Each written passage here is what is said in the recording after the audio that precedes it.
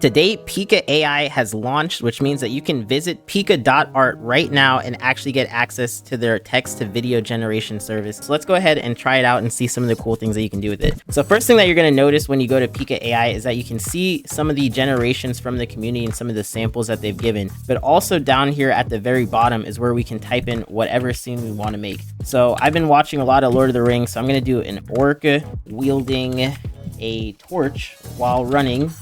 Let's have him while running, and let's also have explosions, have medieval armor as well. So here we have the full prompt: orc wielding a torch while running, explosions, medieval. Essentially, once I send this over and I click this button, it's going to send that to the AI and it's going to start generating. Now, the generations aren't the fastest in the world, but for this animation one, it does tend to take maybe about a minute or so. Here's an example one that I tried out earlier, in which I also use an orc crossing a large tower, wielding a flaming torch in war, explosion, medieval, and I gotta say the results look pretty good. It's not perfect at the moment, and we can see some of the issues with the face warping here and there, but look at those reflections on the armor. It's like very detailed. He is definitely wielding the torch though. Somewhere along the end you can see that it just like fuses through his hand, so definitely not perfect, but kind of interesting. Here's another one that I have where a futuristic soldier is shooting lasers from a large gun. Again, this one is not perfect, but it is pretty cool to see that with just a few lines of text we can instantly create a video. So let's go now onto our orc wielding a torch while running, explosions, medieval, and I think this looks pretty impressive. It doesn't have the running, doesn't have the torch all the way, and it doesn't have explosions, yet it is still a very good looking result. So let's also try something with not a fantasy object but with an actual thing in the real world. So let's have a dog running in a park. This should be relatively easy, I'm hoping, because all of these things should be grounded in the real world. So in addition to the text box here that we have at the bottom, we also have a few extra parameters, so we can actually put in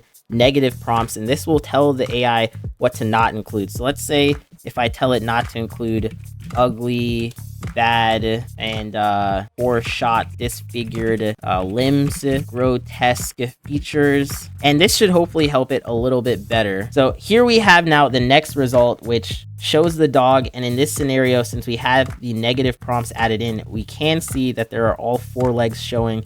It does look like one leg kind of gets lost for a little bit, but overall a pretty decent result when compared to the earlier one, which you could clearly tell that this dog is missing a leg here. Now, I know that this is not perfect at the moment, but this does remind me of a little bit of DALL-E when it first came out, and even some of the earlier image generation AI tools, in which the results were not impressive, but shortly after they suddenly got really, really good. So I'm curious to see, maybe down the line we're also going to get some awesome results. Another option that you're going to see down here at the bottom is that you can also control the motion. So you can specify whether you want the camera to move right or left, tilt, rotate, zoom, and also change the strength of motion, which is essentially changing just how much that camera is going to be moving in the scene. Another really cool feature is that we have the video options, which lets us choose aspect ratio as well as the frames per second. At the very, very bottom, we also have this feature for uploading an image or a video and then animating that as well. So here I have an image of a woman riding a jet ski. This image was also generated. So let's see if it can animate this image if I type out a description of it and just feed it the image as well. And it's added a bunch of flowing hair, random leg movements, which is kind of strange, and it almost looks like she gets a tail for a second, but not the best thing in the world. Another really cool feature about Pika art is that, let's say we have this video that was generated of this woman riding a jet ski, and we notice that the legs here are looking very, very awkward and weird. We can actually go in, reprompt it, or use the edit feature, click edit, and then we'll see this little option here that says modify region. If we click on it, it'll actually let us select a region to run back through Pika art so it can do more fine tuning. So if we select the legs here, you're going to see in the regenerated version that the legs look much better this time around, and now let's say the hands are the only thing that probably needs to get modified. So we can go ahead, select that region again,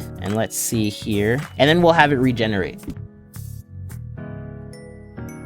Now, one thing I've noticed about the Pika art generations is that they do have a cinematic quality to them, so I've not been able to generate an image that looks like it was taken on someone's smartphone or something that looks like it's handheld. Instead, most of these scenes look like they're coming straight out of a Marvel cinematic movie with these nice, slow panning shots and really great compositions and very expressive lighting as well. So I am curious to see if down the line we're going to get a text-to-image generation that does mimic some of the formats that we see online from user-generated content. Well, so that is is it for Pika art. If you guys want to go ahead and start playing around with it, I highly recommend you check it out today.